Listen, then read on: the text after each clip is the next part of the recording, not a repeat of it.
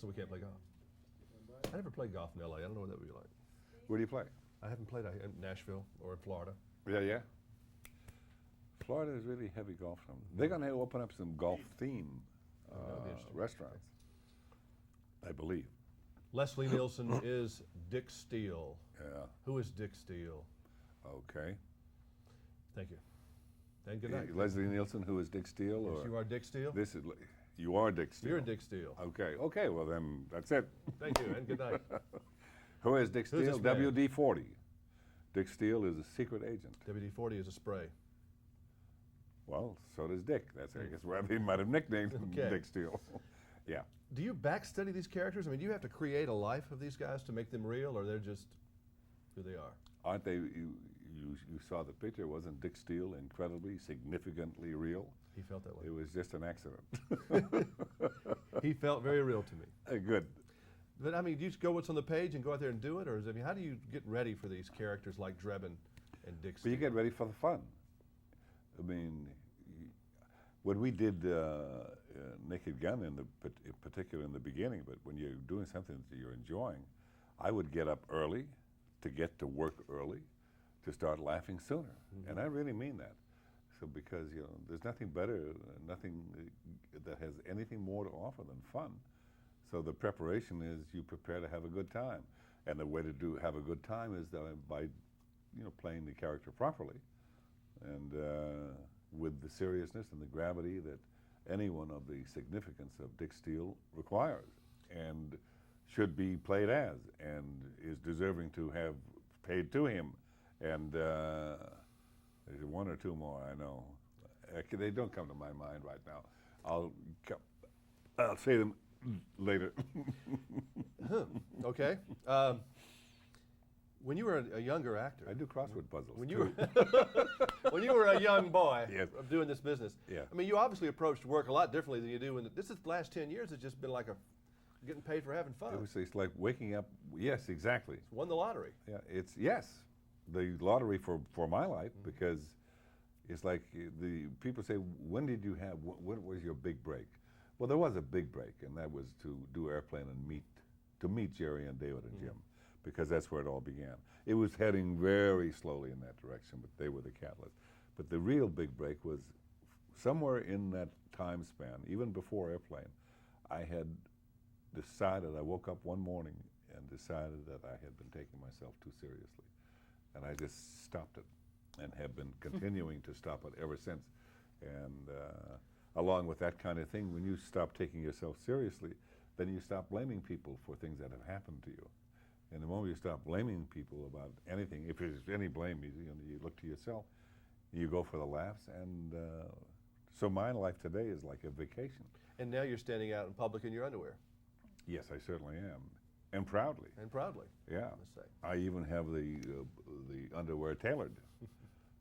Can you frequently? Can you watch your movies? Do you go? I mean, can you watch Naked Gun if I made you watch one on TV now or something? Yeah, if now I can, but I can't. I saw the first or a screening when I got back for Spy Hard, and I'm too subjective. I can't see the comedy. I'm watching too many things. Let's see now. Where did that scene go? And oh, that's a new. That's the addition there. That's a new line there. And oh, I should have. Why didn't they have a close up around the other way?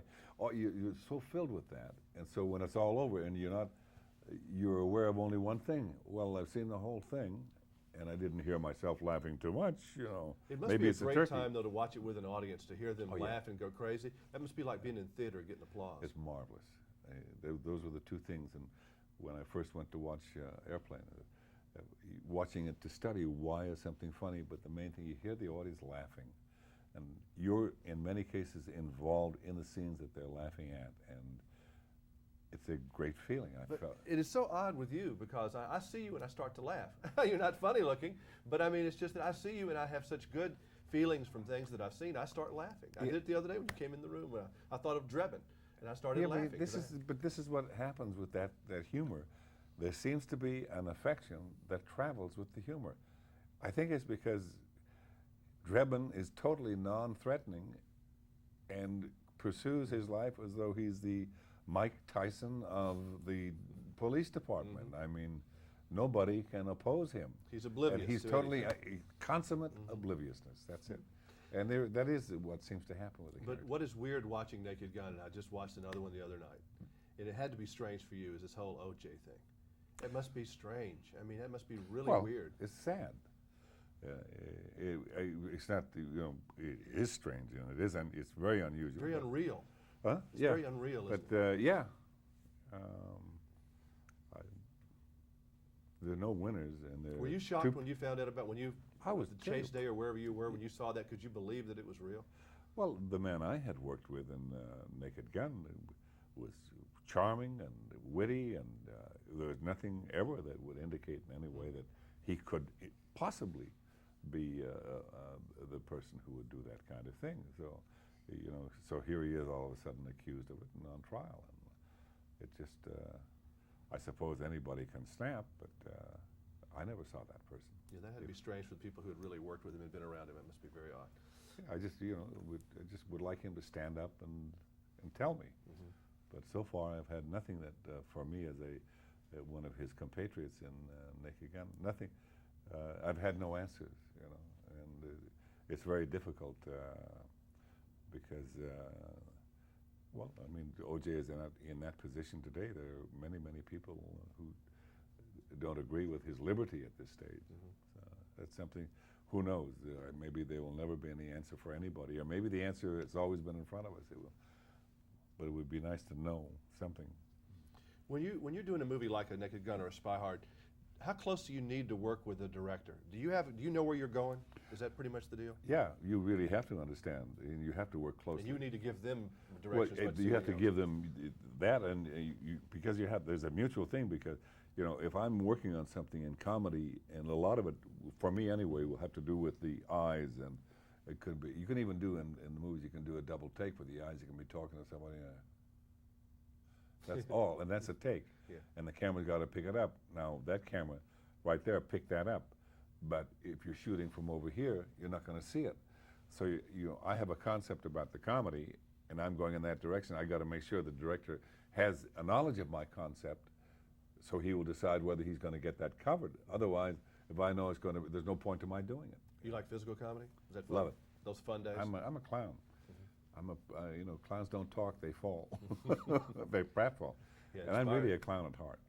Who are some of the people? Do you have anybody who you think is really great that does the same type of things that you do, maybe before you did them? There are very few bow-legged comedians, so you have to go. Buddy Hackett probably. Buddy Hackett. Well, to be like a Buddy Hackett, I tell you, he's the king. That's a raconteur par excellence. I've had a few evenings with Buddy, sitting and talking,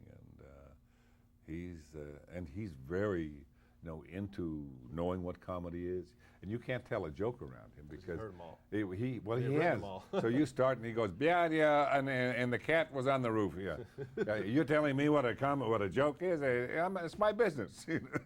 Well, WD-40, it's good seeing you again. Hey, thank you. It's a pleasure. Dick Steele or whoever you are today. Yes. All right.